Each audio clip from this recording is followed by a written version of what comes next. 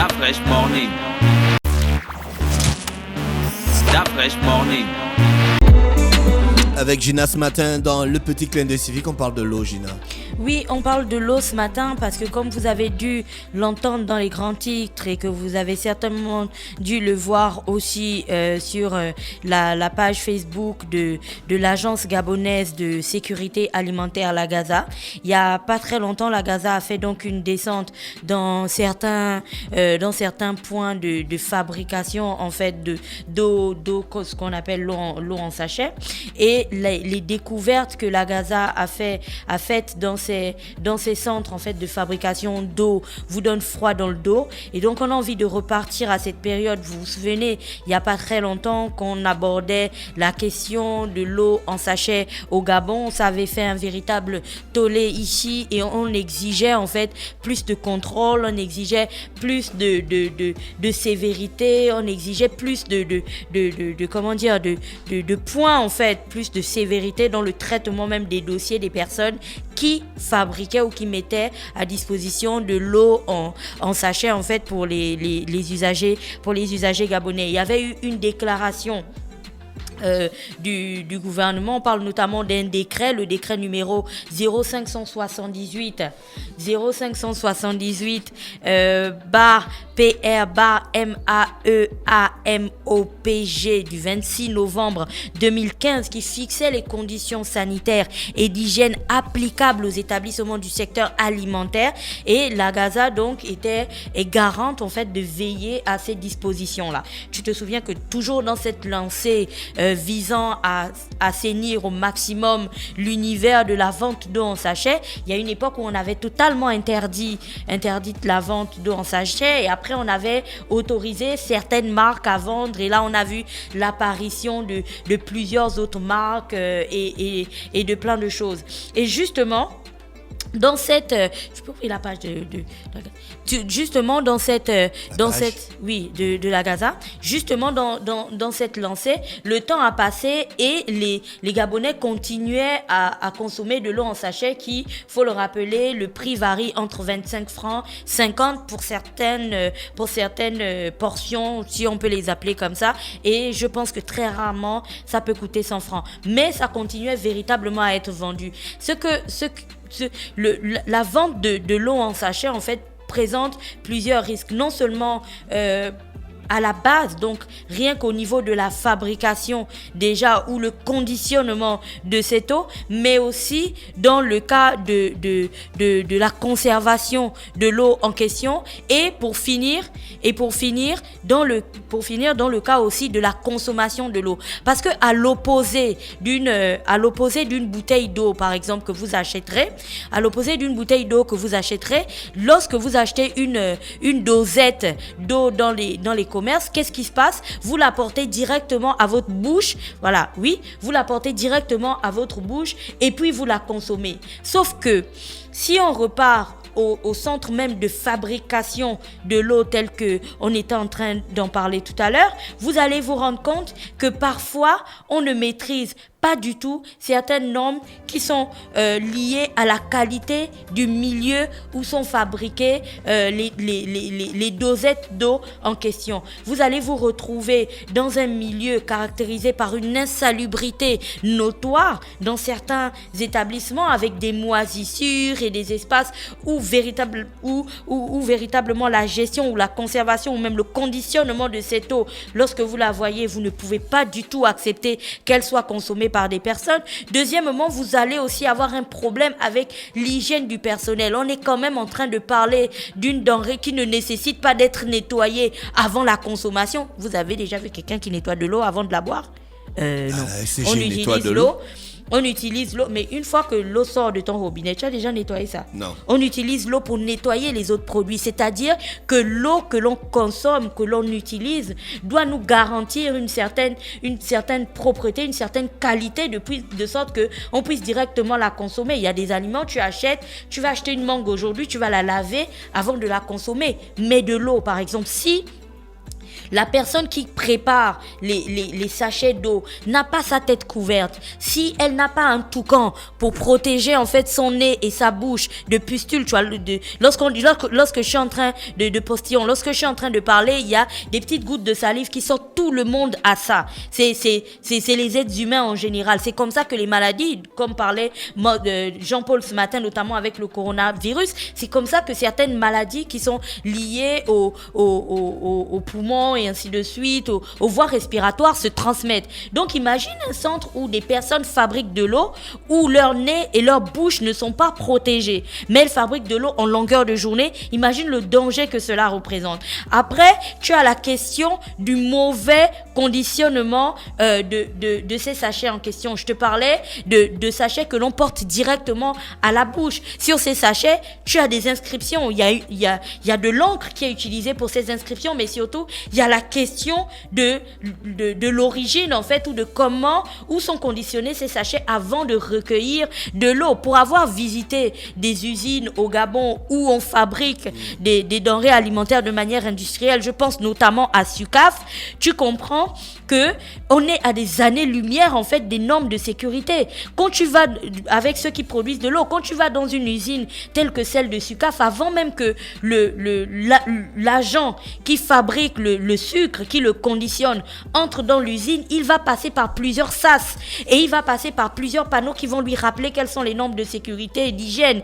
Il va mettre une charlotte sur la tête pour ses cheveux, que vous soyez un homme ou une femme. Il va mettre un toucan sur son visage, il va se laver les mains, il va mettre des gants, il a des chaussures de sécurité, il a une combinaison qui est totalement fermée et il rentre dans un espace où, une fois qu'il a été il est sûr qu'il est totalement couvert et tout, il rentre dans un espace où le plastique qui est utilisé pour conditionner le sucre n'est pas posé à même le sol. C'est véritablement une machine qui déroule ce plastique au fur et à mesure et des bras robotisés qui le scellent. Donc on est vraiment dans un processus de qualité et d'hygiène qui est différent. Pourtant dans ces lieux-là, tu vas voir les sacs plastiques qu'on utilise pour conditionner de l'eau qui sont posés à même le sol.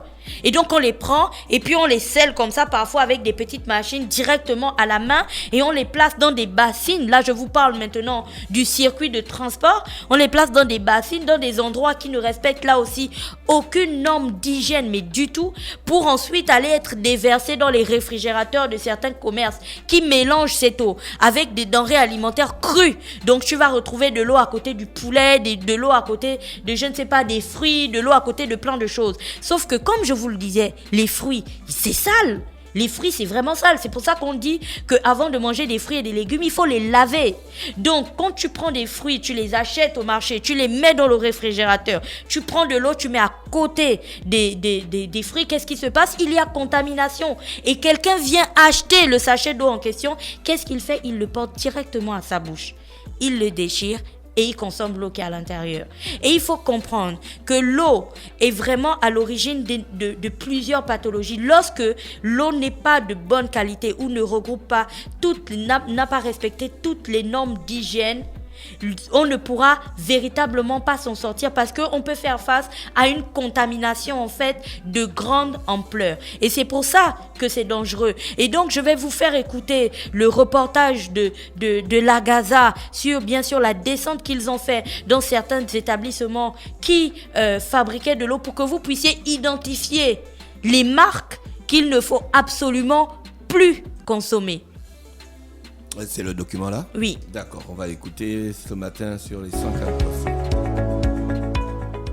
Suite à son dispositif de veille sanitaire, la Gaza a procédé aux inspections d'une dizaine d'établissements de la filière des eaux reconditionnées, respectivement dans les zones de Toulon 1 et La Péri, les établissements de production des eaux dont Golden, Foteta, Monolo, ETS Momo et Fils, Ajoc, La Grasse, Majesté, Deux Princesses, ont été mis sous scellé par la Gaza après inspection et contrôle des 10 établissements au motif de absence d'agrément sanitaire, absence de certificat de mise sur le marché, absence de fiche circuit, défaut de qualité du milieu, insalubrité notoire, défaut de qualité du matériel, rouille, emballage non conforme, mauvaise pratique de production.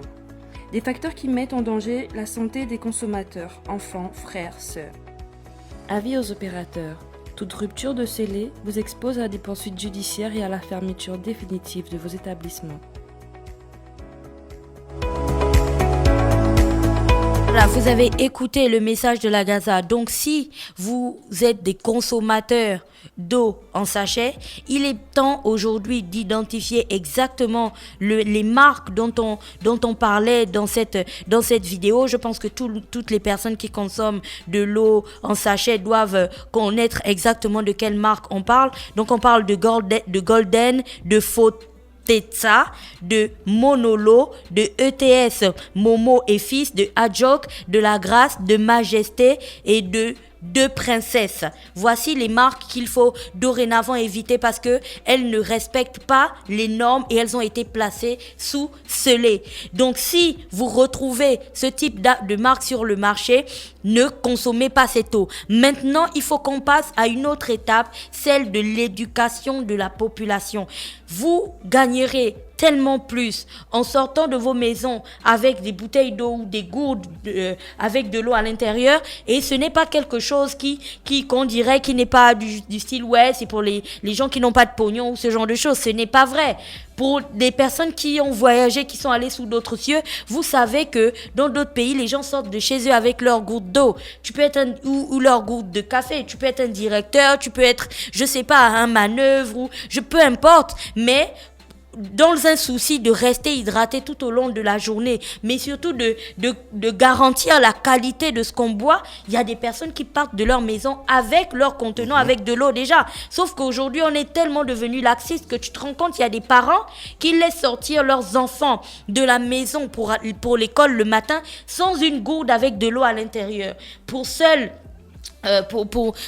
ressource, on leur donne de l'argent pour acheter un sandwich donc fabriqué par une dame dont on ne connaît pas non plus les normes d'hygiène, et pour acheter de l'eau d'un fabricant dont là aussi on ignore complètement les normes d'hygiène. Donc si on a envie d'éviter certaines maladies et surtout de garantir la qualité de ce que nous consommons, nous et nos tiers, nos enfants, nos parents et tout ça, il est temps de commencer à avoir de bonnes habitudes. Et après ça permet aussi de faire des économies jusqu'à ce qu'il y ait un opérateur qui propose véritablement une eau de très bonne qualité, produite dans une usine aux normes internationales, mais une eau du style en dosette, parce qu'on l'a bien compris qu'avoir une eau en dosette, donc pas une bouteille, parce que les gens se disent ouais 350, 600 c'est cher, ils sont à la recherche d'une eau qui coûterait entre 25 et 50 francs.